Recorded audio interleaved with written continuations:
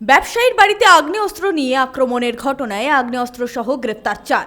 উদ্ধার একটি পিস্তল, 2টি বাইক ও একটি 4 চাকা গাড়ি। ধৃতদের নাম অখিলেশ, সাদ্দাম, রঘুনাথ কর্মকার ও তাবরেজ খান। প্রসঙ্গত, শুক্রবার আসানসোলের নর্থ হিলভিউ এলাকায় এক ব্যবসায়ীর বাড়িতে আগ্নেয়াস্ত্র সমেত দুষ্কৃতীদের তাণ্ডব চালায়। পরে খবর দেওয়া হয় পুলিশকে। আসানসোল উত্তর ও দক্ষিণ থানা পুলিশের যৌথ অভিযানে আসানসোলের বিভিন্ন এলাকা থেকে আগ্নেয়াস্ত্র সহ 4 দুষ্কৃতীকে গ্রেপ্তার করে পুলিশ।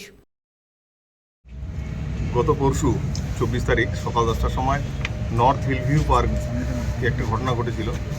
আর আমাদের ক্যালকাটা ফার্নিচার যে দোকানের মালিক আছেন সুবীর বাসু, ওনার বাড়িতে সকাল 10টা নাগাদ দুজন সশস্ত্র দুষ্কৃতী ঢুকে পড়ে, ওরা ডাকাতির চেষ্টা করে।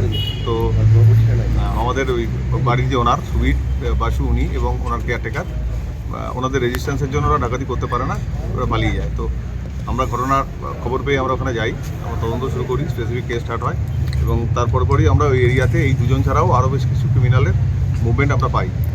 তো এর তদন্ত এখনো পর্যন্ত আমরা 4 জনকে অ্যারেস্ট করতে পেরেছি। সঞ্জয় যাদব, 99 নিউজ বাংলা, আসানসোল।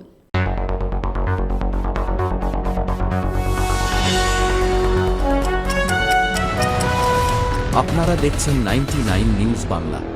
বদলাবো আমরা।